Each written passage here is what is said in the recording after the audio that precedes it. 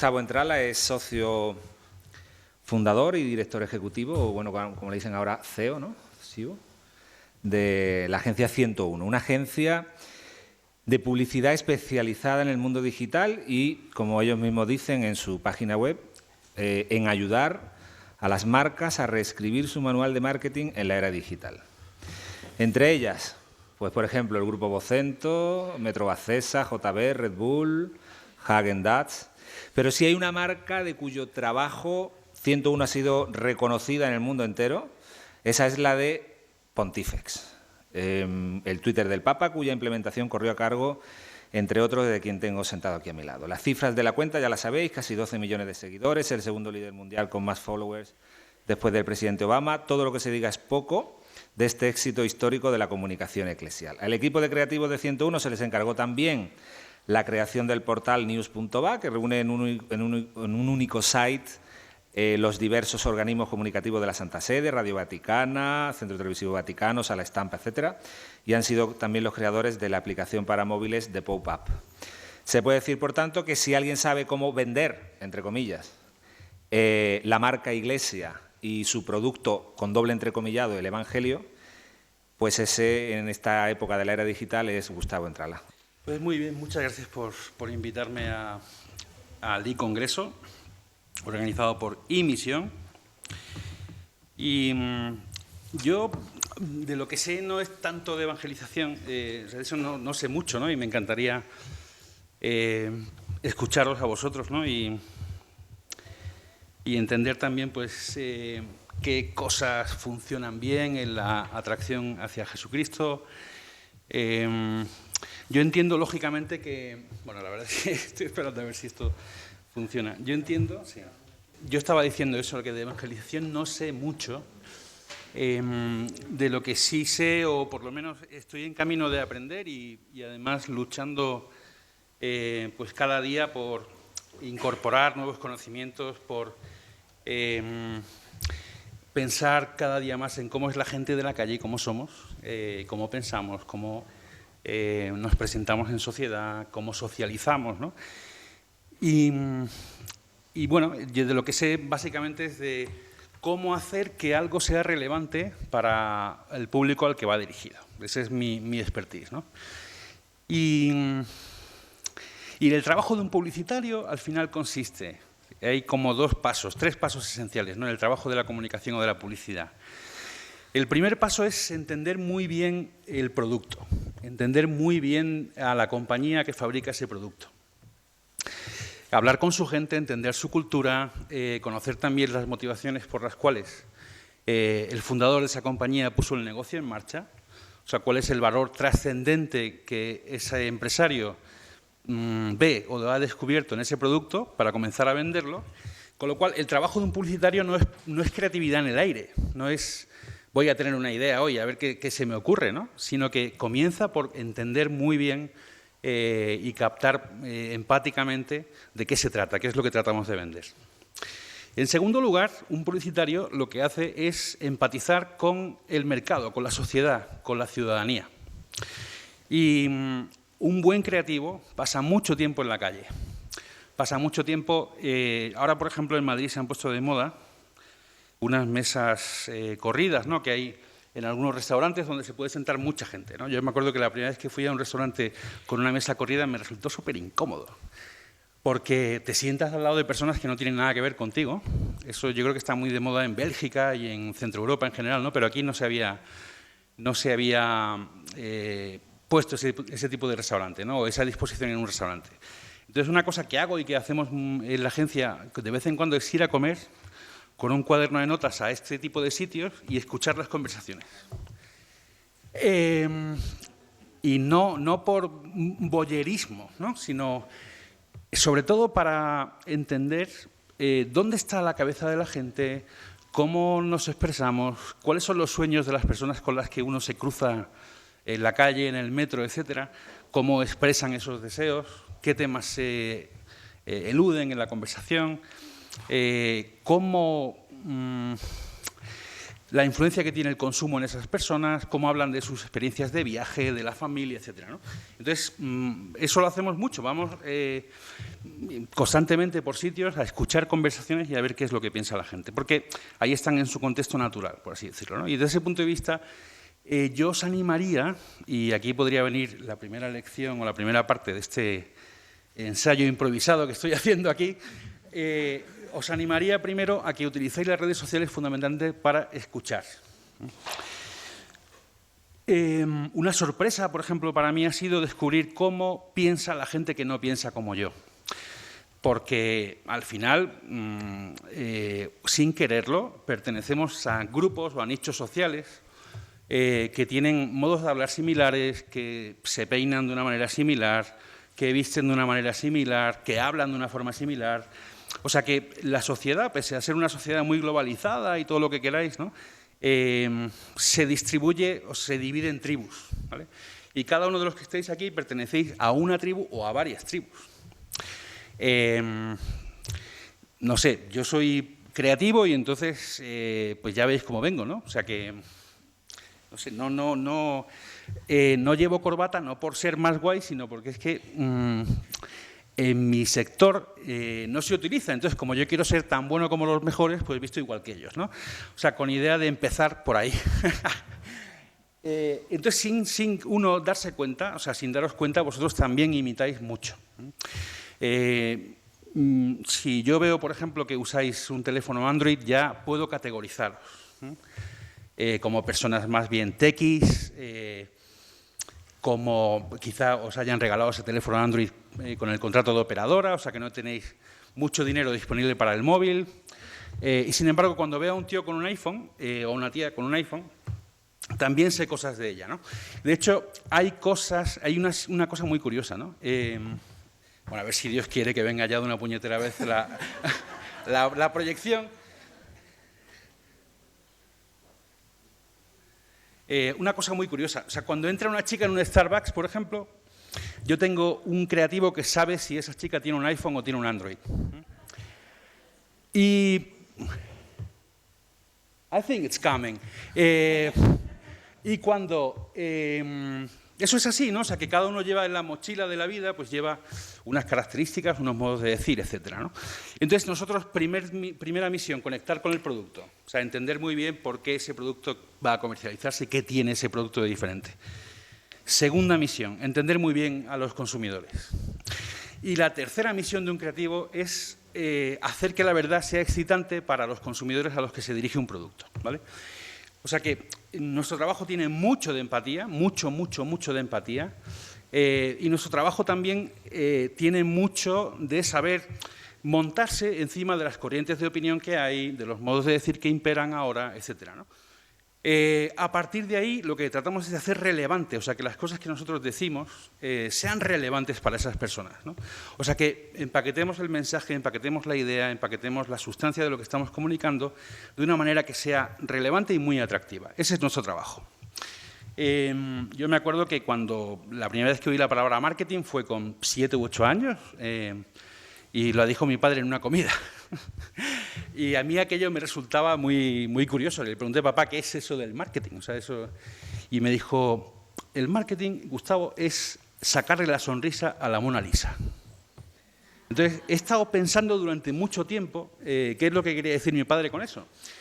Y creo que al final consiste en eso, o sea, en conseguir que alguien cuando te mira, te ve o cuando ve tu mensaje, suelta una pequeña sonrisa, ¿vale? O sea, que en conseguir que algo que tú estás presentando seduzca, guste.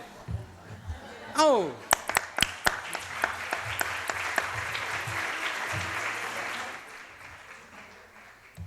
Bueno, totalmente providencial, vamos. Y bueno, pues eso es el trabajo del marketing, ¿no? Y el trabajo de la comunicación. Bueno, ya si funciona es la leche. Ah, por abajo, vale. Entonces, a partir de esa conversación con mi padre, bueno, pues yo fui desarrollando un gusto, un talento especial por la comunicación y ahora trabajamos en la agencia para muchas marcas de consumo en todo el mundo. Y un secreto que os voy a contar, bueno, toda la imagen está deformada, ¿vale? esto no es así. Entonces, un secreto que os voy a contar es que al Papa actual no lo eligió los cardenales. Eso, si yo quería aquí soltar un scoop, una exclusiva, y es que por primera vez se rezó en las redes sociales para elegir al Papa, ¿no? Entonces, este fue, por ejemplo, una creatividad que hicimos durante el cónclave. Nos pidieron ideas, ¿no?, en la Santa Sede para ver cómo podíamos conectar a la gente con el proceso de elección del Papa, ¿no? Y se nos ocurrió esta idea, ¿no? La idea es, dale a like en Facebook si estás rezando por los cardinales en el cónclave, ¿no? O sea, que ha sido la primera vez que se ha rezado por un Papa a través de las redes sociales. Y la culpa es de la gente joven que está ahí, lógicamente. Entonces, yo voy a hacer una provocación, porque voy a hablar de la evangelización como producto.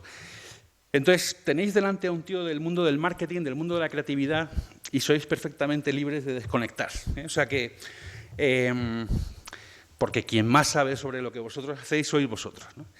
Pero os voy a hablar desde un ángulo que creo que puede ser enriquecedor, y es el ángulo de cómo hacer profesionalmente que a la gente le guste algo, ¿no?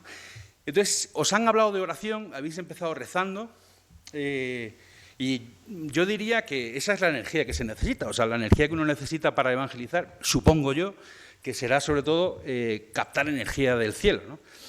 Pero me encontré con esta frase de Ignacio de Loyola, que a mí me resulta particularmente seductora, ¿no?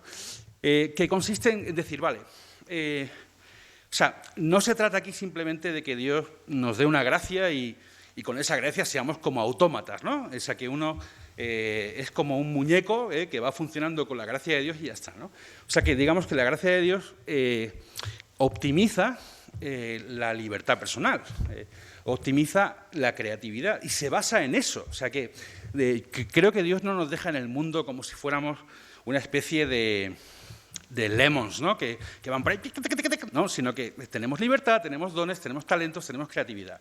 Y esta cita lo que viene a decir es, de acuerdo, hay que poner todos los medios sobrenaturales, hay que rezar, pero también hay que poner los medios humanos. Y me gusta mucho el punto de vista de Ignacio porque lo que viene a decir es, vale, como somos humanos y además somos monotarea, ¿vale? O sea, que solo podemos estar haciendo una cosa al mismo tiempo, eso sobre todo los varones, ¿no? Pues vamos, ahora estamos rezando, pero luego estamos trabajando, y luego estamos persuadiendo a gente con un mensaje o hablando con la gente, etcétera, ¿no? Vale, y ahora voy a entrar ya en el mundo de las redes sociales, porque es un fenómeno completamente nuevo que está revelando cómo funciona el ser humano en sociedad.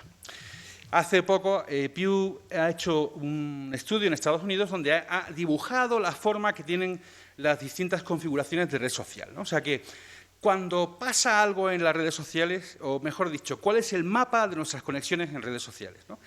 Y hay un dibujo de las redes sociales que es el de la multitud apretada. Esto es una multitud apretada, o sea que todos estáis tuiteando sobre el Congreso, haciendo networking, y vuestra relación tiene esa configuración, esa forma. O sea, es un grupo muy compacto. Fuera de los que están en el grupo, quizá haya alguna asociación independiente, autónoma, pero en general sois un grupo compacto, ¿vale? Ese es el tipo de cosas que pasan, por ejemplo, en un evento como este. Luego estaría la multitud desconectada. ¿En qué consiste? Consiste en Pontifex, por ejemplo. O sea, la gente, hay 13 casi millones de personas que siguen al Papa, pero entre esas personas que siguen al Papa no necesariamente hay una relación directa. O sea, no hay una red de conversaciones entre los seguidores de Pontifex. Está Pontifex y están millones de personas, ¿no?, como aisladas, como separadas. Ese es otro tipo de red que se produce en las redes sociales, ¿no? Y luego están las redes calientes, que sería, por ejemplo, si aquí sucede hoy una noticia gordísima, yo qué sé, no sé, espero no ser yo el protagonista, pero vamos, que si aquí pasa hoy algo muy gordo, podría suceder que el asunto que ocurre aquí o lo que se diga aquí, por ejemplo, una red caliente es la antigua presidenta de la Comunidad de Madrid lo que hizo el jueves, ¿vale? Eso es una red caliente. Es un tema que se lanza a los medios de comunicación y que genera muchísima interacción y genera como oleadas de personas que comparten un conocimiento, comparten unos puntos de vista, empiezan a generar memes, ¿vale?, que son imágenes, ¿no?, donde aparece doña Espe haciendo de Need for Speed o todo tipo de cosas, ¿vale? Eso sería una red caliente, ¿vale? Estas redes están, por ejemplo, vinculadas con periodistas muy conocidos, con grandes líderes de opinión como Siskia, que está aquí delante, etcétera, ¿no? O sea, que Siskia pertenece a una red caliente, ella no lo sabía, ahora ya lo sabe, y luego está, y aquí es donde yo me quiero centrar en esta charla, están las multitudes polarizadas. Eso significa, una multitud polarizada tiene esta forma. Son gente que está hablando de los mismos temas, ¿vale?, pero con un lenguaje distinto, desde fuentes diferentes y con una perspectiva distinta. Y lo dramático de las multitudes polarizadas es que, aunque están hablando del mismo tema y a todos les interesa lo mismo, no conectan entre sí, ¿vale? Entonces, ¿qué ocurre, por ejemplo, a qué se refiere con multitudes polarizadas? Se refiere a todas las controversias políticas, ¿vale? O sea, que uno puede estar hablando del golpe de Estado y el rey, y puede haber como varios grupos que están hablando del mismo tema, pero se alimentan de fuentes diferentes y nunca llegan a entrecruzarse.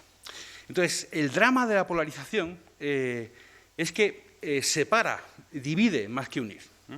Y lo dramático, me parece a mí, y ahora ya hablo tanto en mi experiencia como persona del marketing, trabajando para marcas de consumo, trabajando también a veces para cuestiones políticas, el drama está en que estemos haciendo mucho esfuerzo para no llegar a nadie nuevo.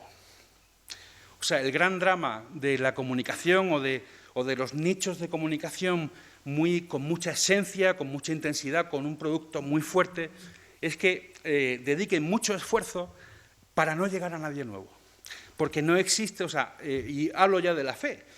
La fe es un tema que divide, lógicamente. O se es creyente o no se es. O sea, ahí no cabe un medio creyente, ¿no? O no cabe en fin, el creyente, bueno, el creyente light sí que cabe. O el creyente cero, como la Coca-Cola cero, no. O se es creyente o no se. Y como el ser creyente cambia tanto la perspectiva de la vida, se producen con mucha frecuencia este tipo de configuraciones de red. Entonces, la cuestión que yo os planteo es, y quiero provocaros, es con quién estáis hablando en las redes sociales, o con quién estáis hablando en vuestro apostolado personal, ¿no? O vuestro apostolado de parroquia, o sea, a quién os estáis dirigiendo, con quién estáis conversando. Porque lo que suele ocurrir es que, y ocurre, insisto, o sea, yo también soy de la secta Apple, o sea, no solo soy católico, sino que también pertenezco a la secta Apple. Y la secta Apple a veces no es muy, no crece de modo orgánico, ¿vale? O sea, que solo gracias al iPad y luego al iPod y luego al iPad y luego al iPhone ha conseguido crecer la marca, pero hasta entonces era una marca puramente de nicho. Y no crecía hasta que llega Steve Jobs de nuevo y renueva la compañía, ¿no? ¿Cuál es el problema que tiene mucha gente con la fe? O mucha gente tiene con los movimientos cristianos, ¿no? En fin, yo estoy a punto de confesarme en público, pero creo que no lo voy a hacer hasta el final. El problema que tiene es que la gente no se ve identificada con el tipo de persona que somos, con las cosas de las que hablamos, con los entornos en los que nos movemos, ¿vale? O sea, por ejemplo, yo personalmente no me veo montado en un Porsche, ¿vale? Porque soy célibe y no necesito ligar, ¿vale? Entonces, si necesitara ligar, probablemente sí me vería incluido dentro de la marca Porsche, ¿vale? Pero lo que ocurre muchas veces con la Iglesia católica y con la fe cristiana es que la gente no se siente dentro, no se ve identificada, no son como yo, son de otra tribu, ¿vale? Yo creo que esa idea, la idea de la tribu, se entiende muy bien, ¿no? Y hace una semana estuve con esta chica, que es majísima. Es la directora de análisis de la campaña de Obama en 2012, ¿vale? O sea, es la persona que, de un modo totalmente científico, iba probando mensajes distintos para provocar que la gente diese dinero a la campaña de Obama y para que la gente fuese a votar el día de las elecciones a Obama, ¿no? O sea que es la jefa, el gran cerebro de una organización de 150 personas que trabajó para Obama en la campaña 2012. Y le pregunté, ¿las redes sociales, Amelia, sirven para crecer, sirven para persuadir o no? Y ella me dijo, desde nuestra experiencia, las redes sociales sirven fundamentalmente para movilizar. O sea, tú en las redes sociales no convences a nadie, no haces que alguien cambie de manera radical en su punto de vista. Porque las personas vamos a las redes sociales muchas veces para confirmar nuestros puntos de vista, ¿no? O sea, vamos a que refuercen nuestra fe, a que refuercen nuestra manera de ser, a que refuercen nuestra manera de hablar. Buscamos componentes de humor que tengan que ver con nuestra cultura, con nuestra situación, etc., ¿no? Y bueno, y lo dice una señora que ha tenido a su disposición 150 millones de dólares para invertir en publicidad online y que, como digo, era la científica de la campaña, de tal manera que, por ejemplo, nos enseñó distintas pruebas de correos electrónicos y vieron cómo se duplicaba el volumen de inversión en la campaña, o sea, la gente daba más dinero a la campaña, cuando en la foto aparecía Michelle Obama. Es una clave fundamental de la campaña de Obama. Con lo cual, aquí hay una cuestión para el debate, si las redes sociales sirven para ganar nuevos adeptos, para incorporar gente nueva a la Iglesia, o si sirven solamente para activar y movilizar a la gente. Es un tema de debate súper interesante, ¿no? Con lo cual, cuando uno pone una actividad en marcha, mi sugerencia es plantearse primero, ¿qué queremos conseguir? ¿Qué es lo que yo quiero conseguir? Y me parece perfectamente legítimo que pongamos en marcha una red social o un grupo de Twitter o lo que sea, ¿no? O un canal en YouTube para fortalecer la fe de nuestra gente, para hacer que nuestra gente esté más activa. Me parece genial, o sea, que hagamos grupos de gente de los legionarios, gente de los agustinos, gente del Opus Dei, lo que queráis, ¿vale? Y ahí yo genero como mi partecita, ¿no?, dentro del mundo de las redes sociales, y yo me dedico a trabajar para la gente que ya tengo, ¿no? Pero aquí estáis en un congreso que se llama, ¿cómo se llama el congreso? iCongreso, organizado por una cosa que se llama iMisión. Y entonces, cuando yo veo la palabra misión, digo, no, estos no están fidelizando a la gente que tienen ya. O sea, estos están aquí para hacer que crezcan las actividades que tienen y para hacer que haya más gente que se incorpore a la fe de Jesucristo. Cuando el Papa habla de evangelización, no está hablando de, oye, vamos a ver, cuidad a las viejitas que tenéis en la parroquia, ¿no?, que a ver si se nos mueren, ¿no? No, o sea, de lo que está hablando es de ir fuera, salir a la calle, ¿no? Con lo cual, en definitiva, de lo que estamos hablando es de crecimiento, crecer.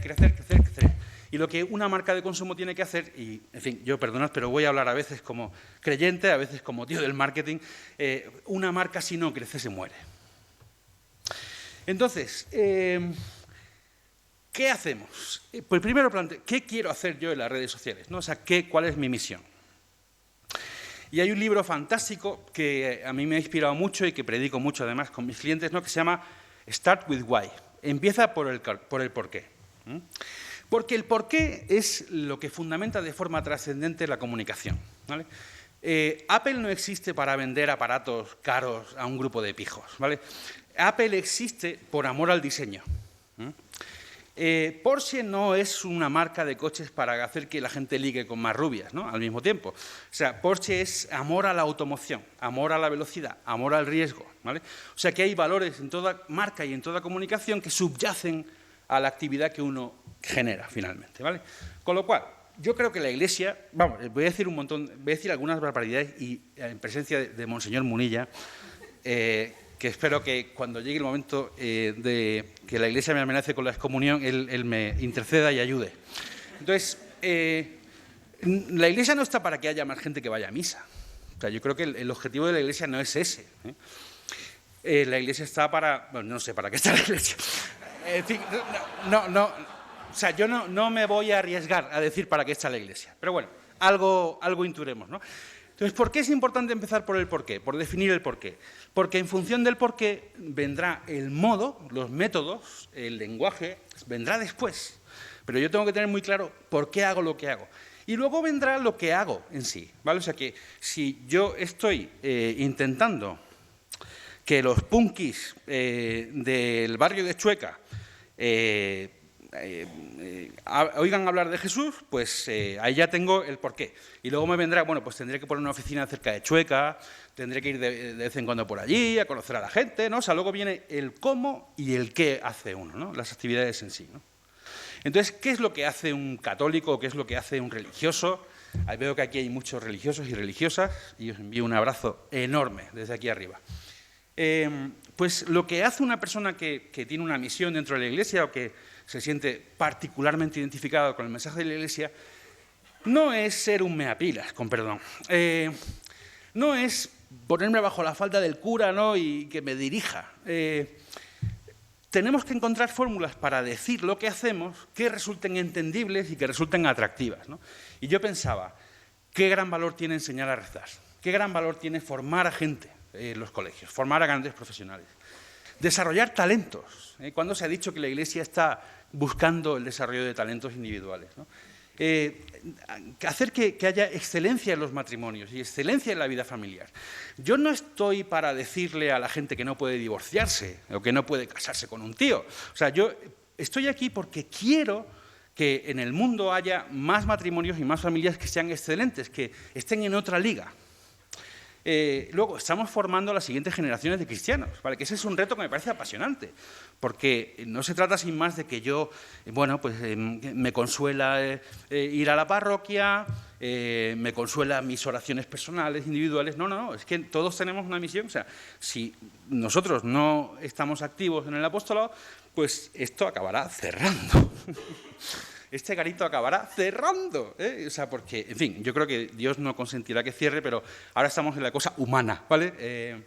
Y luego, somos agentes del perdón, somos gente que es capaz de promover la reconciliación en la familia, que es capaz de perdonar y de ser perdonado, y estamos educando en valores cristianos, ¿no? Y estamos preparando al final a gente que nos suceda, ¿vale? O sea, que lo importante no es tanto lo que yo hago como cómo consigo transmitir esos valores para que haya otras personas que se entusiasmen y continúen la tarea. ¿Qué hace un católico? ¿Qué hace un cristiano? Dispensa alegría sostenible. Esa es la misión que tenemos. No estamos para decir a la gente lo que tiene que hacer. No estamos para normativizar la vida. No estamos para apuntarme puntos delante del obispo o del superior. No, eso todo es bullshit, ¿eh? O sea, uno está aquí, o sea, nuestra misión en la Iglesia es... La Iglesia tiene un tesoro, un producto, que es la alegría sostenible, ¿eh? No es una alegría de estas de fumarse un porro o de tomarse 3 cañas seguidas, ¿no? Que eso, la verdad, está muy bien, ¿eh? O sea, que también hay que decirlo, que está muy bien. O sea, nuestro producto lo que hace es que es un producto difícil de consumir, o sea, no es un producto fácil, ¿vale? Pero pasa como con el Mac, ¿no? Que te cuesta mucho adaptarte de Windows a Mac, pero una vez que lo tienes dices, ¿cómo podía aguantar tanto tiempo con esta basura, ¿eh? Entonces, o sea, nuestro producto, digamos que tiene un nivel de acceso un poquito complicado, ¿vale? Y luego hay gente que vende el mismo Mac a todo el mundo, que eso tampoco está bien, pero al final la ventaja o el producto que ofrece la Iglesia o que ofrece la fe en Jesucristo es alegría sostenible. No una alegría del momento, que guay, que bien, que nos reímos, que mona, tal, no sé qué, sino que es una cosa que puede durar para toda la vida. Una vez que ya sabemos por qué estamos aquí, qué queremos hacer, tenemos que pensar en qué espacio ocupamos. ¿Qué espacio voy a ocupar yo? Y se me ocurrió hace unos días una idea, ¿no? Que es, esto tiene colores, ¿vale? En la presentación original, pero creo que hay que moverse en estos 3 círculos, ¿vale? O sea, hay que situarse cuando uno está comunicando cosas o comunicándose con personas. Hay que estar, me parece a mí, si estamos hablando de Dios, si estamos hablando de la fe y de Jesucristo, tenemos que andar por ahí por el centro, ¿eh? Hay quien puede, por ejemplo, dedicarse a hacer apologética, o sea, a afrontar las cuestiones, coger el toro por el rabo, ¿no? Por los cuernos, perdón, por el rabo no, que es muy difícil.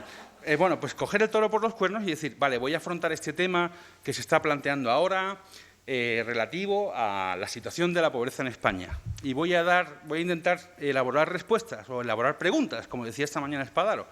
Pero por el lado de la verdad, vamos a contribuir.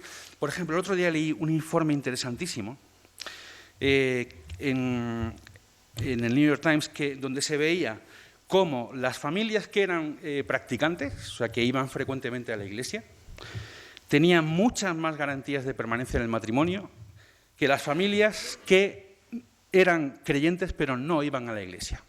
Y la verdad es que me dejó patidifuso, porque lo que venía a decir era, las familias que tienen más continuidad en el matrimonio suelen ser practicantes. O sea, hay muchas más posibilidades de que una familia que sea practicante dure en el matrimonio. Las segundas que más duran son las que no son creyentes. Pero, amigos míos, las que menos duran son las de los creyentes que no practican su fe. Eso es sociología, un dato estadístico, ¿no? Entonces, todo esto, ¿no? Recoger datos de la sociología, recoger datos de estudios, de encuestas, de análisis, viene muy bien para reforzar los mensajes, ¿no? Para dar a los mensajes 3 dimensiones. Que los mensajes no sean puramente unidimensionales, sino que, gracias a Dios, pues nuestra fe tiene un montón de ramificaciones, tiene un montón, se vivencia, ¿no?, en el día a día, y eso produce información, produce datos, produce verdades, ¿no? Luego, hacer el bien, contenidos morales, ayudar a la gente a plantear servicios a través de Internet, eso estaría en la esfera del bien. ¿Y qué decir de la belleza? Pues que la belleza es el atractivo, la seducción, lo sexy, ¿vale? O sea, perdonad que utilice esta expresión aquí, eso es belleza. Un libro también que no os vais a leer, ya me lo he leído yo, o sea, que no hace falta que os lo leáis, que para mí es el gran manual de en qué consiste mi trabajo de publicidad y de marketing, ¿no? Se llama ¿Por qué las marcas crecen? ¿Vale?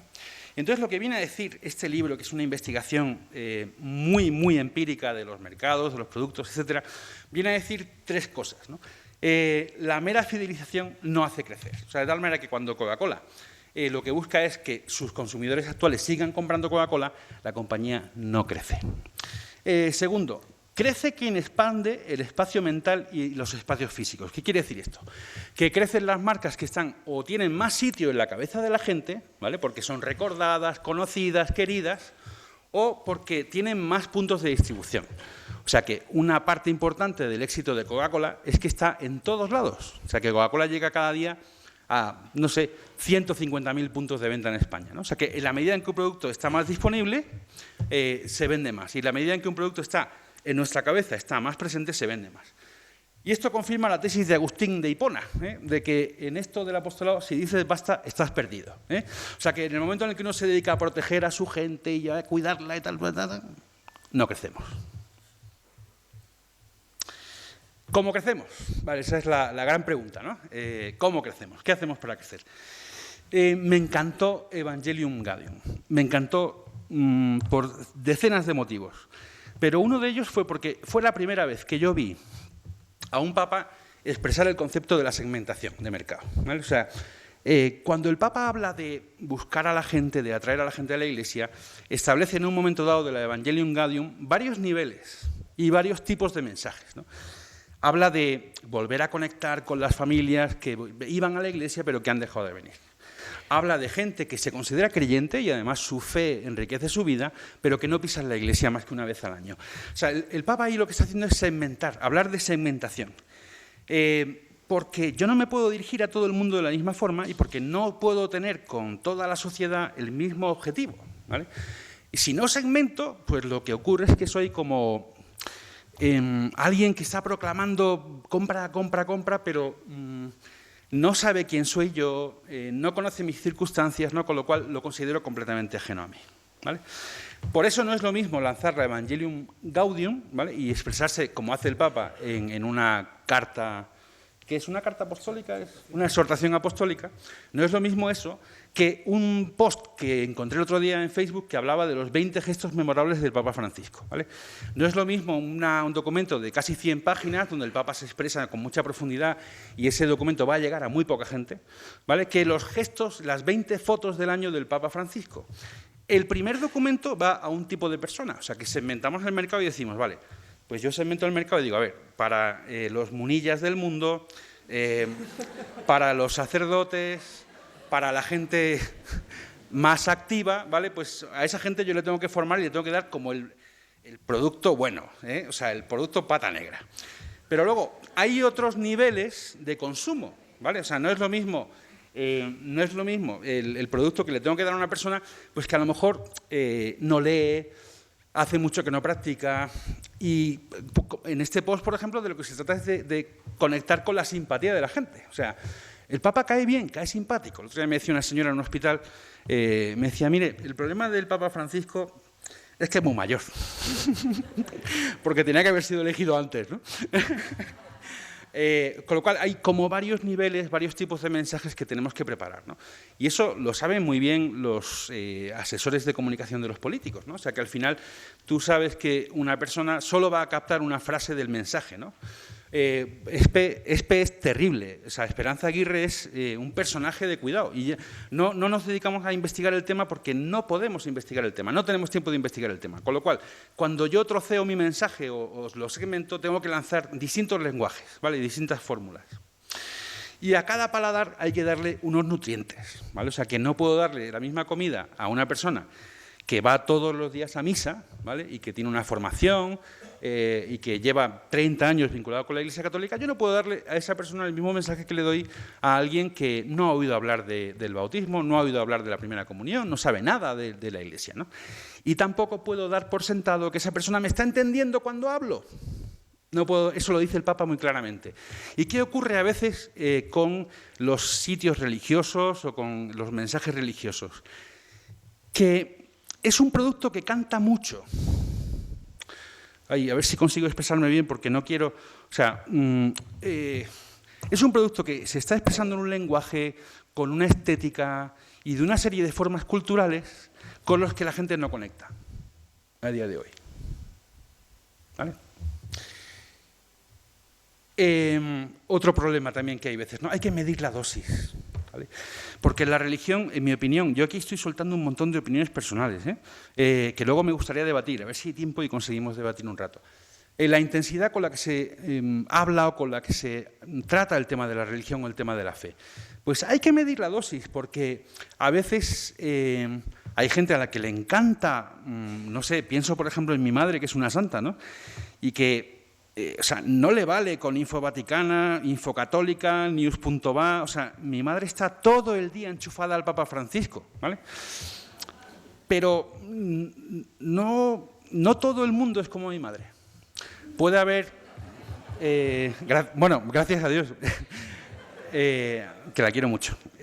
Pero no todo el mundo puede tener ese nivel de seguimiento y ese nivel de consumo. Y a veces somos un poco pesados, o sea, que hay que saber dosificar las cosas, ¿vale? Dosificar. Y luego la religión en la vida de una persona, la religión en sí, como fenómeno cultural, pues tiene un papel preponderante, pero no lo inunda todo. No sé cómo explicarme. O sea, una persona de la calle puede ser un buen creyente y puede llegar a ser santo sin estar todo el día hablando de religión, ¿vale? Aquí suelto también otro... para que luego debatamos, ¿no? Segundo, para crecer, medir el éxito, ¿vale? Porque a la Iglesia los datos le importan un comino, ¿vale?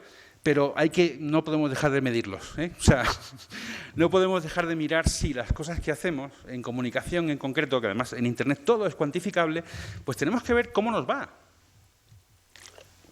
A lo mejor uno parte de la base de que yo tengo 10 seguidores y si dentro de 6 meses tengo 2 más, estaré feliz, ¿vale? O sea, que eso... Pero mide cómo va tu esfuerzo por conseguir llegar a la gente, conseguir comunicar a la gente. El tercer rasgo, la gustabilidad. Esto procede del inglés americano y es un rasgo que se estudia mucho en los políticos y en los productos, ¿no? A mí me gusta esta persona, porque el problema está en que si una persona no me gusta, no le voy a escuchar. Así de claro.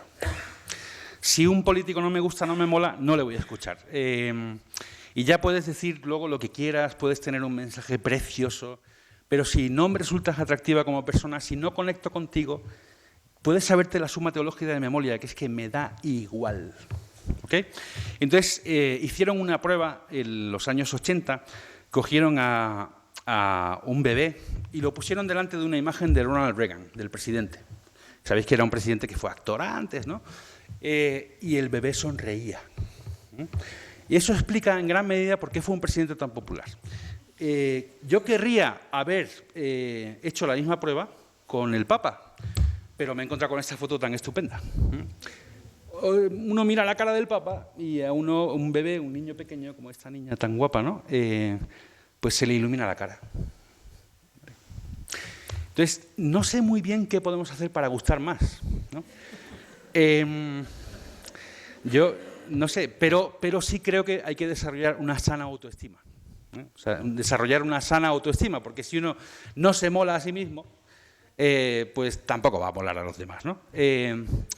Pero darnos cuenta de que muchas veces decimos más por la vía de la no verbal, ¿vale? De los movimientos del cuerpo, de la manera de mirar, del tono de la voz, decimos muchas veces cosas que no hace falta que la boca diga para que la gente conecte con nosotros o no conecte.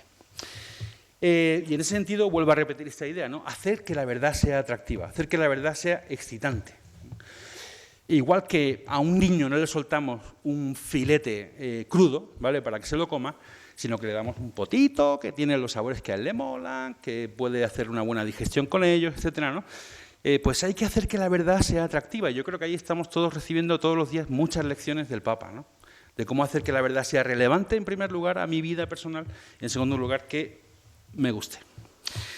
Un peligro que tiene la comunicación sobre la fe, desde mi punto de vista, es esta frase: ladran, pues cabalgamos, ¿no? Esto al final se puede acabar convirtiendo en que, mira, si a la gente le ofende lo que digo, pues será su problema, porque cuanto más se ofendan, mejor estaré haciendo las cosas, ¿no? No sé. Creo que también en eso el Papa nos está dando grandes lecciones, ¿no?, de cómo plantear las cuestiones de forma que sea muy delicado el planteamiento, que no sea excluyente. O sea, esto es todo un arte, ¿vale? O sea, conseguir que cosas de la doctrina cristiana que a lo mejor no son populares a día de hoy, conseguir que vayan entrando, ¿vale? Pues, y luego, a veces utilizamos el ladran pues cabalgamos para justificar errores de gestión o para justificar que no hemos sido respetuosos con una persona o para justificar cualquier error, ¿no? Con lo cual, el equilibrio está entre ser fiel a mis principios, pero a la vez ser una persona encantadora en las redes sociales, ¿vale? Ser muy respetuoso, escuchar mucho a la gente, no ser muy categórico en las afirmaciones, porque eso a día de hoy no sienta bien, estamos en un mundo relativista, ¿no?, etcétera, ¿no? Y no hay discusión que pueda ganarse, ¿no?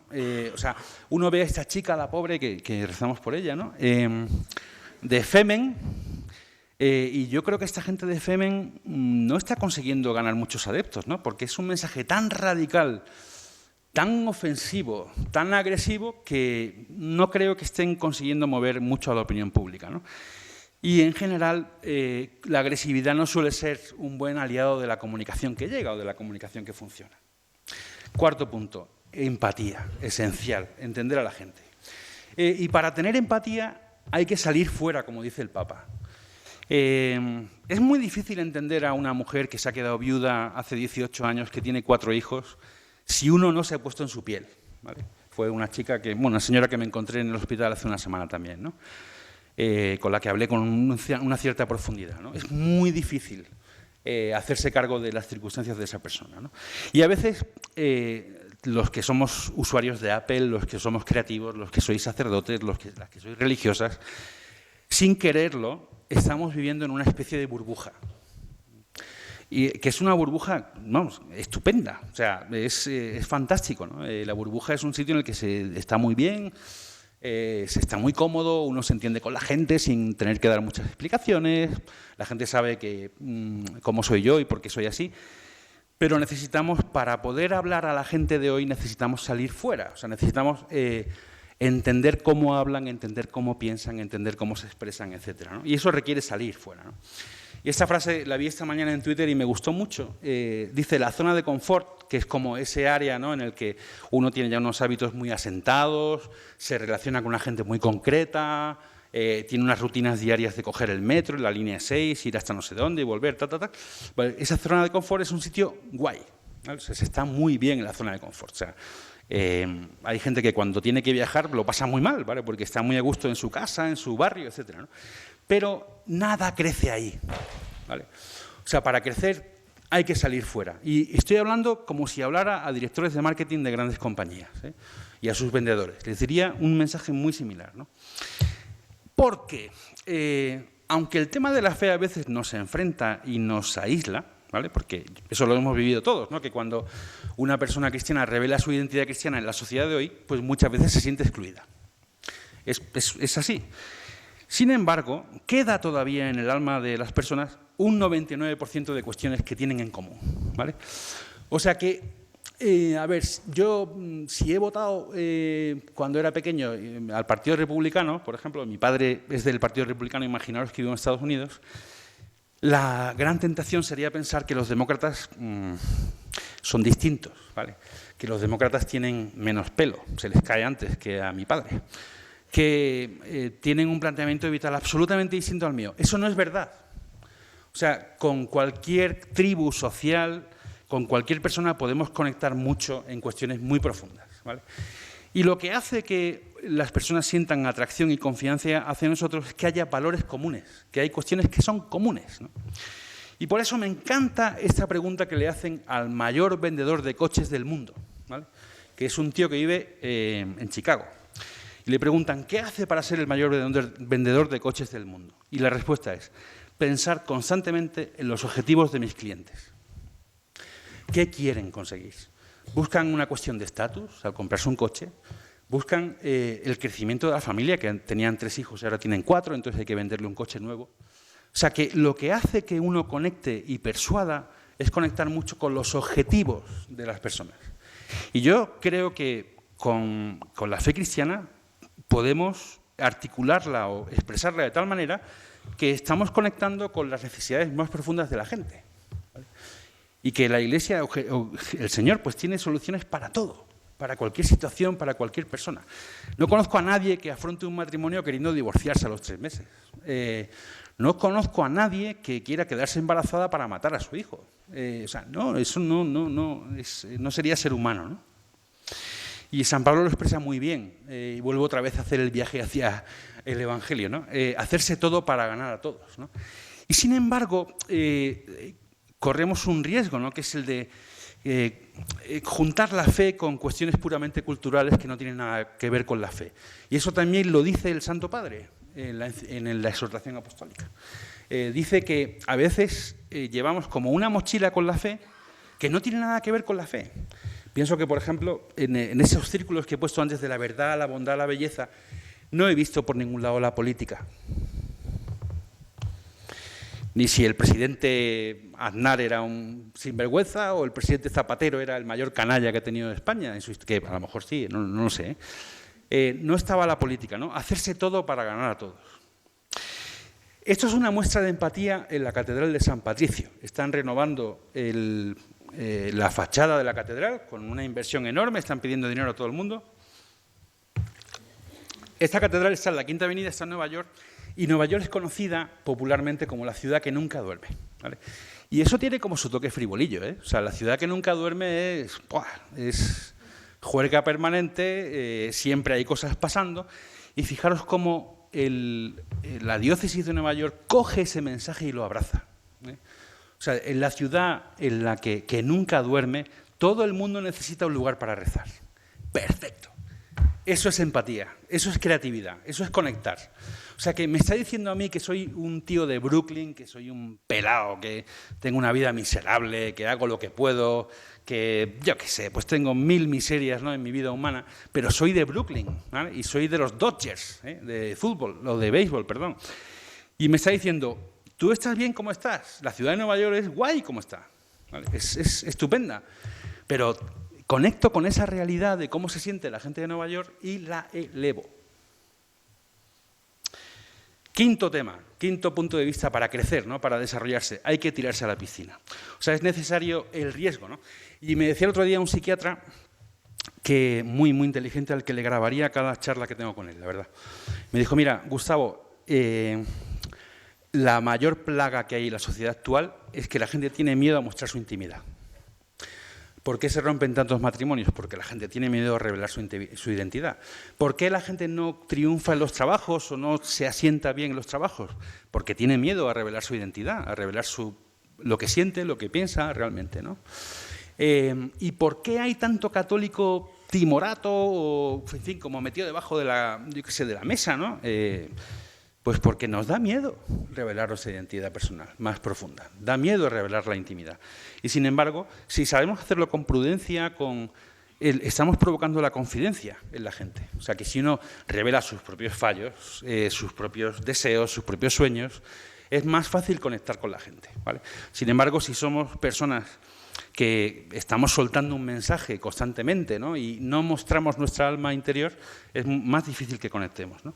Y luego también hay otro problema en quien busca atraer a gente a la Iglesia y atraer a gente a Dios, que es que nos da mucho miedo el rechazo. O sea, nos da miedo que nos digan que no, que nos vean como gente rara, ¿vale? ¿Y qué queréis que os diga? O sea, eso le pasa a muchísima gente. a nivel personal, porque a una adolescente, a una chica, pues le da miedo no integrarse bien en el grupo del instituto, o le da miedo que la gente sepa que sus padres están divorciados, o le da miedo que la gente sepa que no tienen mucho dinero, ¿vale? O sea, que hay un cierto miedo en todo el mundo, ¿no?, a revelar determinadas cuestiones, ¿no? Y hay mucho miedo al rechazo, a que nos digan que no. Y como tenemos miedo a que nos digan que no, pues no nos arriesgamos, ¿no?, a salir de la burbuja, a ir a por gente difícil, a plantear mensajes contundentes en la sociedad, ¿no? Nos da miedo. Y ante eso, mi recomendación es prueba y error, ¿no? O sea, lo pasamos muy mal, a lo mejor, revelando nuestra identidad cristiana la primera, la segunda y la tercera vez, pero a lo mejor ya en la cuarta, la quinta, ya uno como que va jugando con eso, ¿no? O sea, que qué guay. O sea, ¿tú eres del Opus? Sí, yo soy del Opus, ¿eh? Y eso te lo está diciendo la directora de marketing de Coca-Cola, ¿no? Bueno, y entonces, mi experiencia ha sido que al yo revelar que soy del Opus, ¿no?, pues la experiencia ha sido buenísima. Ha habido gente que no me ha vuelto a llamar por teléfono, porque ha visto en mí la figura de Leopoldo López Rodó o alguien así, ¿no? Y ha habido otra gente que me ha dicho, oye, háblame sobre ese tema. Tío, tú eres un tío verdaderamente original. O sea, ¿no? Bueno, pues uno va soltando y compartir esa intimidad acaba siendo una gozada, ¿no? Y luego también uno aprende a decir las cosas, ¿no? Y a expresarse y a entender mejor a la otra persona, ¿no? O sea que el no es un gran aprendizaje, suele ser una muy buena manera de perfilar el mensaje. Y luego, nunca pierdo de vista esta idea, ¿vale? O sea que este mundo en el que estoy, nos quieren echar de la ONU, nos quieren echar de las asociaciones profesionales. Ayer al consejero delegado de Firefox lo despidieron porque había apoyado una ley a favor del matrimonio, ¿cómo se dice? El de siempre, el tradicional o el matrimonio, ¿vale? Lo echaron de la compañía, un tío brillantísimo, ¿vale? Y sin embargo nosotros tenemos que tener, yo tengo siempre en la cabeza esta idea, ¿no?, que es que el mundo es la finca de mi padre, macho. O sea, que no estoy aquí pidiéndole permiso a nadie para ser como soy o para hacer apostolado o para intentar mejorar las cosas, ¿no? O sea, que esta es la finca de mi papá, ¿no? Y mi papá me puso ahí y me dio la libertad, ¿eh? Y me dio talentos y me dio creatividad. Celebrar lo bueno que hay en el mundo. Hay mucho bueno, gracias a Dios. Hay muchas cosas buenas. El otro día leía a un católico muy inteligente que escribe una columna en el New York Times todos los domingos y le preguntaban por qué hablaba tanto del cine, ¿no? Y él decía que efectivamente, pues un católico que quiera ser fiel a la doctrina de la Iglesia y ser un buen cristiano, en general no encuentra muchos modelos en el cine actual, pero lo que él dice es que cuando yo los encuentro, los destaco, los describo, los potencio, los analizo, los expreso y busco que la gente se identifique con esos modelos, ¿no? Y o sea, la actitud positiva de encontrar lo bueno y decirlo, ¿no? Este es un sacerdote amigo mío, del Opus Dei también, que ha estado unos días hospitalizado porque le han puesto un marcapasos, ¿no? Y escribió un post el viernes o el jueves, no, el día 1 de abril, que yo he compartido en mi perfil, ¿no? Y yo en general huyo del cura bastante. O sea, a ver. Perdón. Sí, lo que quiero decir es que no, en fin, pues no sé, soy creativo, ¿vale? Y me dedico a la publicidad, entonces... pero lo publiqué en mi perfil porque me encantó. Me pareció una expresión maravillosa de cómo un sacerdote va a un sitio en el que le atienden unas enfermeras, un hospital público de aquí de Madrid, y viene a decir cómo Jesucristo está detrás de ellas, ¿no? Y detrás del médico, y lo hace con una expresión que da ganas de llorar, ¿vale? Os lo leería ahora, pero me parece que no vamos muy bien de tiempo. Creatividad, quinto punto. ¿Vale? Luego ofreceré una diapositiva con un resumen de las ideas, ¿no? El Papa atrae mucho porque tiene mucha libertad interior. El Papa no se ajusta a ningún molde. Y me parece interesante esta idea, ¿no?, de hacerse imprevisibles, ¿no? O sea, de que cuando alguien nos vea o nos lea en Twitter, no diga, ah, bueno, ya están estos con lo de siempre, ¿no? Ya están estos diciendo las mismas chorradas de siempre, ¿no? Hacerse un poco imprevisibles, ¿eh? Y hacerse bastante inclasificables también, ¿no? O sea, que no digan, bueno, católico o monja o fraile o lo que sea, y por tanto, No, no, no. O sea, es que, perdona, pero tú a mí no me conoces, ¿eh? Tú a mí no me conoces, tú no sabes quién soy yo, ¿no? Y no dejarse atenazar por cuestiones colaterales que no tengan nada que ver con la fe. Y luego, una cosa muy importante también, la peste. Antes he hablado de la plaga, ahora hablo de la peste del siglo XXI, es el aburrimiento. O sea, lo que los jóvenes no van a poder soportar en el futuro es aburrirse, ¿vale? Porque están sobreestimulados, ¿vale? Y entonces yo me planteo una cosa. Si yo me divierto evangelizando, por ejemplo, si lo que yo cuento es divertido, si utilizo el sentido del humor, si soy una persona atractiva, si mis mensajes son atractivos. O sea, ¿lo que yo hago mola o no mola? Y ya sé que es muy difícil y seguramente a más de uno le esté abriendo la cabeza y este tío, ¿qué está diciendo, no? Pues lo que estoy diciendo es que si queremos conectar, tenemos que ser divertidos y tenemos que procurar que nuestros mensajes sean atractivos, ¿no?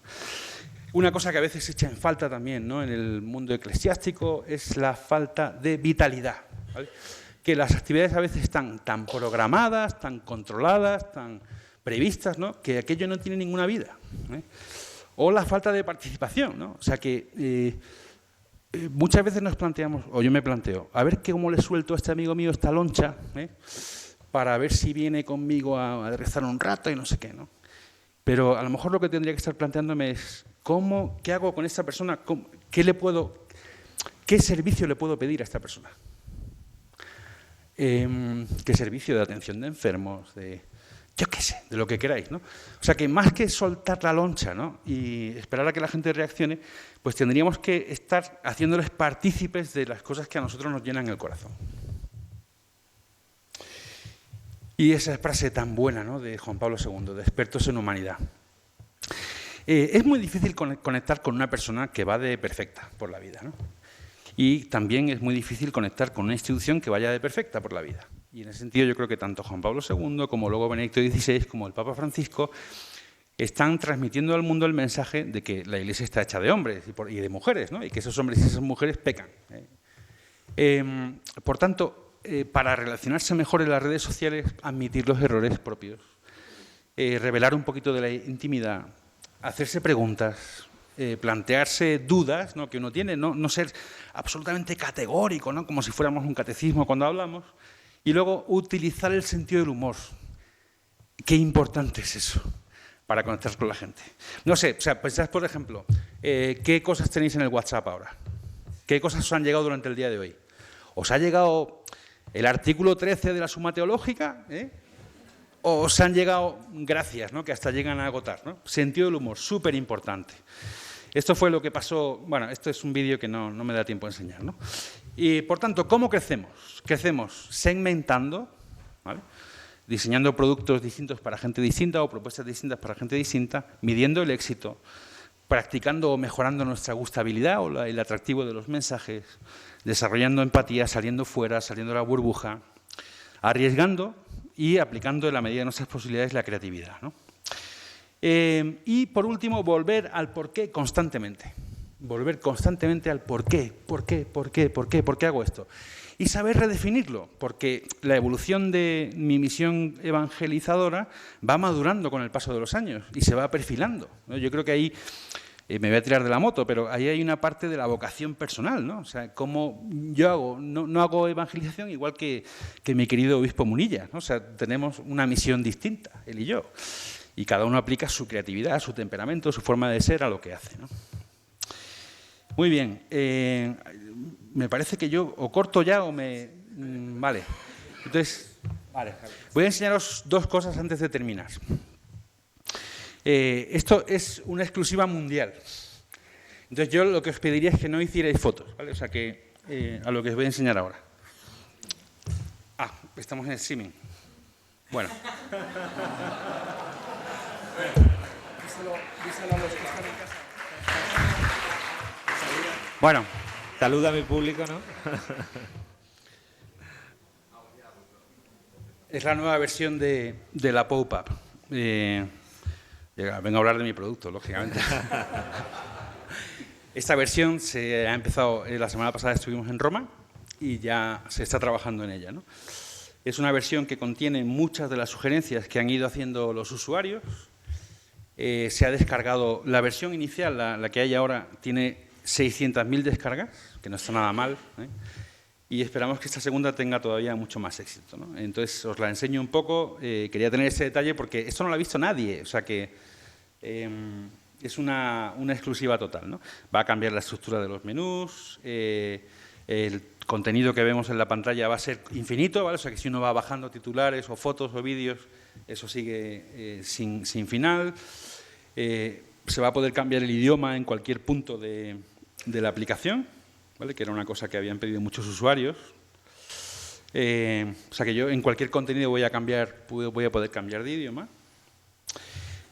También voy a poder cambiar el tipo de letra, o sea, es una pasada, ¿vale? O sea, es una auténtica pasada. Puedo cambiar el fondo, si me gusta más la lectura sobre color negro, es muy fácil compartir contenidos, está integrado Twitter como hasta ahora dentro de la aplicación, etcétera, ¿no?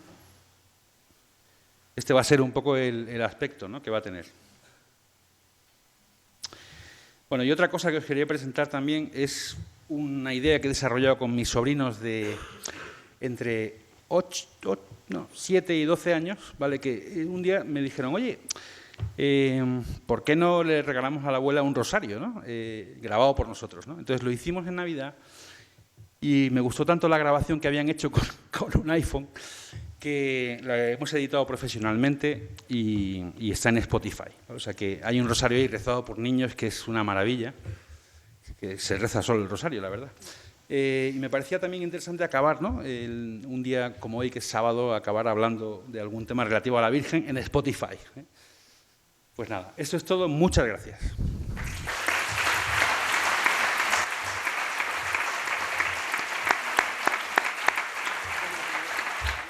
Venga, adelante. Se abre el turno de preguntas en sala y también, ya sabéis, por los que estáis viéndonos por streaming o siguiéndonos en Twitter, citáis a Antonio Uno Moreno y yo hago la pregunta, ¿vale?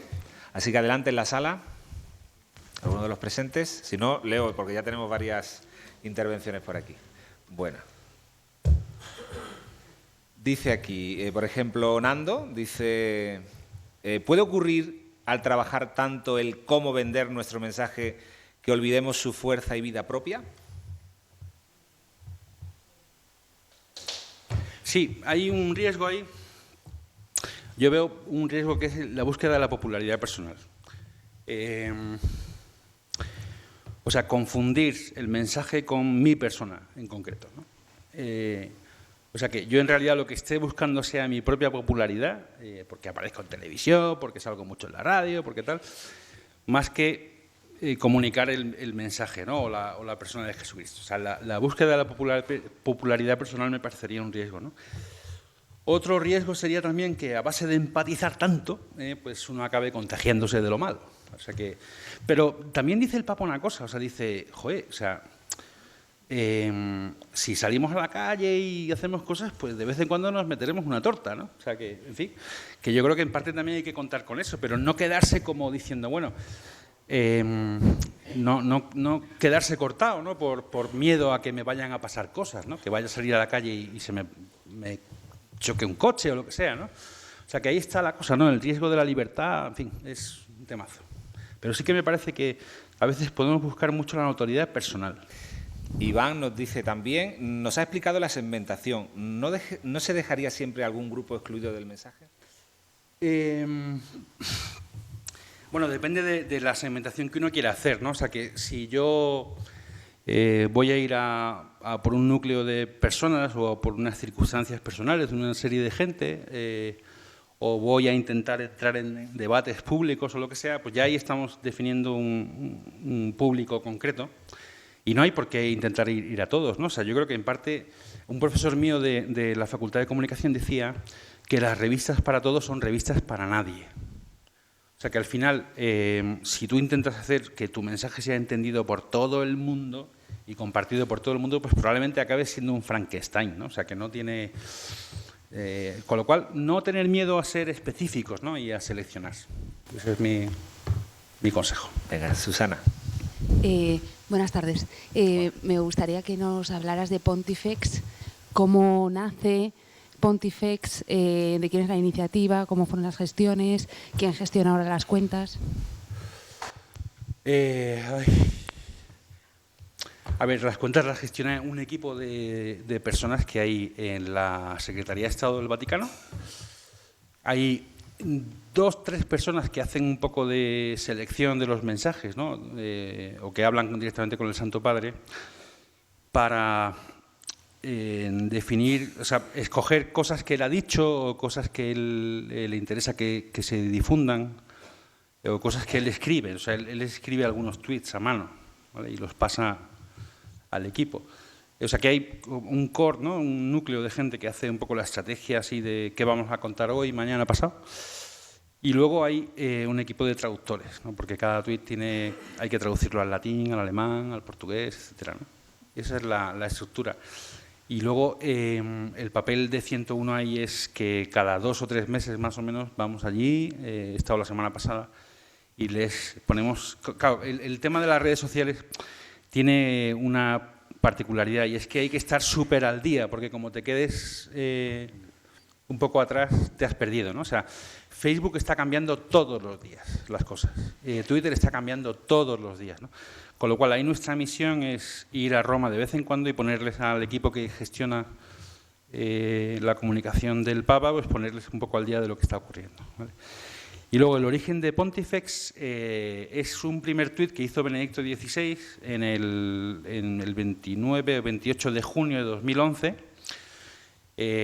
para inaugurar el portal news.va. Entonces, después de aquello, tuvo tanta repercusión mundial, ¿no? Y a tanta gente le hizo ilusión ver al Papa metido en esa red que, bueno, pues que con el paso del tiempo, yo creo que tardó 1 año y medio más o menos, ¿no?, en decidirse que el Papa abriese una cuenta. La idea del nombre Pontifex, tengo que decir que no es nuestra, es de la Santa Sede. Y, de hecho, la primera vez que lo vimos dijimos, joder, yo le dije a la persona que me dijo confidencialmente el nombre de que iba a tener la cuenta, le dije que me sonaba al personaje malo de Batman, ¿no? O sea, Pontifex, ¿no? O sea, así como… Pero luego ya se ve cómo las palabras se adhieren a las personas, ¿no? Y que ahora uno oye Pontifex y dice, Pontifex, qué guay, ¿eh? O sea que eso fue una idea suya, además fue genial porque de esa forma se pudo hacer muy bien la transición de Benedicto XVI a Francisco. Hola. Me gustaría conocer tu opinión a propósito de si los distintos carismas en la Iglesia es un modo de reflejar o de llegar a esas distintas realidades que hay en la sociedad al modo de evangelizar. ¡Wow! ¿Te importa repetir la pregunta? Sí. O sea, Repito, si los distintos carismas de la Iglesia, es decir, sí, congregaciones, diocesanos, en fin, cada una de las carismas que hay en la Iglesia, puede ser un modo de llegar a esa segmentación, al modo de evangelizar. Claro. Sí, lo bueno es que a cada uno Dios le ha dado ha inoculado una misión concreta, ¿no? Y un estilo y una forma de hacer concreta. O sea que, y eso mola mucho, ¿no? Y a veces la gente ve uniformidad donde no la hay. O sea, la gente que está un poco ajena a la Iglesia ve a todos iguales, cuando en realidad cuando conoces un poquito más en profundidad, pues te das cuenta de la diferencia, ¿no? Y que es guay, ¿no? O sea, poder elegir entre tantas configuraciones, ¿no? Pues con mostaza, sin mostaza, con ketchup. Hay mucha más variedad en la Iglesia de lo que la gente cree, ¿no? Me ha gustado mucho lo del libro Start with Why, ¿no? Yo lo que veo muchas veces es que nosotros lo del with why como que lo quitamos y hacemos el start, ¿no? Ah, amigo. Y seguramente después del Congreso, el que no tenga Twitter se hará un Twitter, el que no tenga Facebook se hará un Facebook, y los que lo tenemos diremos, pues hay que más, ¿no? Porque la palabra estrategia y el why parece como que nos lo saltamos siempre.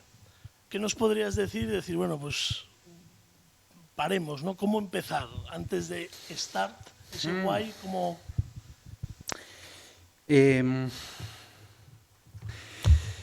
Yo creo que, hombre, estar activo ayuda a aprender, ¿no? Y a manejarse mejor en este mundo. Y en general, ¿no?, en la calle. Pero es muy difícil. A mí hay una frase que dijo no sé quién que me gusta mucho, ¿no? Que es cuando se habla de los empleados de una compañía, esa persona dice, los empleados hacen lo que se mide, hacen lo que se mide, lo que se celebra y lo que se incentiva económicamente, ¿no? O sea que a la gente lo que le motiva es objetivos concretos, ¿no? Lo que se mide, o sea, las cosas que se miden, si yo voy mejor o peor que el mes pasado, lo que se celebra, o sea, pequeños éxitos que vamos consiguiendo, y los incentivos que están vinculados con eso. Y con eso quiero decir que sin una orientación es muy fácil que uno acabe agotado, ¿no? O agotada. O sea, que si no hay una orientación, una misión, una especificidad en el trabajo que yo hago en comunicación, es que voy a acabar, que lo intento todo, quiero llegar a todo y no puedo, ¿no? En ese sentido, es muy bueno plantearse, bueno, personalmente o con este grupo de gente, en concreto, ¿qué objetivos sensatos, razonables podemos llevar a cabo? ¿Vale? Con esta cuenta de Twitter o con este portal o con lo que sea, ¿no? Definir muy bien el porqué, ¿vale? O sea, por qué lo hacemos y ser humildes también en cuanto al nivel de los objetivos, ¿no? O sea, que pues no creo que de la noche a la mañana pues consigamos convertir a la humanidad, ¿vale? O sea, que no sé, a lo mejor sí, pero no lo sé. Pero es muy interesante que haya mucha gente en la Iglesia haciendo cosas concretas y específicas y no intentando ser todo para todos, no intentando llegar a todo, ¿no? O sea, por eso pararse y decir, vale, ¿qué puedo aportar yo? ¿Qué me motiva más? ¿Qué me gusta más? ¿Vale? Y cómo voy a medir el nivel de éxito, ¿no? Gente que o busco dinero para hacer cosas o busco, yo qué sé, no me estoy metiendo aquí en un lío, o sea, no sé, o sea, yo creo que hay una cosa que es pararse y pensar, ¿no? Pararse un poco y pensar y decir, a lo mejor estoy desfondada ya porque llevo 6 meses en Twitter y me voy a volver loca, ¿vale? Y decir, bueno, vamos a hacer un parón y a pensar un poco en cuál va a ser mi aportación a las redes sociales, ¿no? Por ejemplo, hay gente que debería estar en Facebook felicitando a las personas, a los amigos, comentando las fotos de sus niños, que eso a la gente le encanta. O sea, que a lo mejor no hay que decir cosas, sino lo que hay que hacer es escuchar y conversar, ¿no? Con la gente, más que estar ahí soltando rollos, ¿no? No sé. Bueno, tenemos 1 minuto para la última pregunta. Pregunta y respuesta, ¿eh? 1 minuto. Adelante, allí que estaba pedida ya y terminamos. Muy buenas, Gustavo. Primero, me has ganado con la camiseta. Ya me has ganado aquí. Me has ganado con la camiseta de inicio. Sí. Luego, con la ponencia, pues igual. Y has hablado del humor. Para mí, como creativo publicitario, también el humor siempre ha sido uno de los caminos preferidos. O sea, yo creo que se consigue más con el humor, ¿vale? Se llega mucho a la gente y se consigue esa reacción que se espera, ¿no? Entonces, es verdad, y esto siempre lo he oído, para una gran marca, y sobre todo marcas conservadoras, marcas que han construido su imagen de una forma, el utilizar el humor siempre es como la navaja ahí, ¿no? El doble filo de esto será ridículo, afectará a mi imagen, dará credibilidad, ¿no? Entonces, ante la Iglesia, ante mandar su mensaje, o sea, ¿qué clave nos darías para Pues yo creo que ese miedo? ¿Cómo te llamas? Juan. Juan, yo creo que esa pregunta se la tienes que hacer al obispo Munilla. ¿Por qué? Porque todos los días publica un tuit, por lo menos, con un chiste. Entonces, a lo que voy es a que la gente huye de instituciones y de personas que se toman a sí mismas demasiado en serio, ¿vale? Y, hombre, o sea, nosotros estamos trabajando, o sea, la fe la tomamos en serio, pero seguro que hay ángulos de nuestra manera de decir y de contenidos y de cosas, ¿no?, que podemos vincularnos con tendencias que hay en la sociedad y que un poquito de salsa se le puede poner al producto, ¿no?, que no sea todo tan trascendental y tan importante que es que no atrae, ¿no? O sea, pero Munilla tiene la fórmula.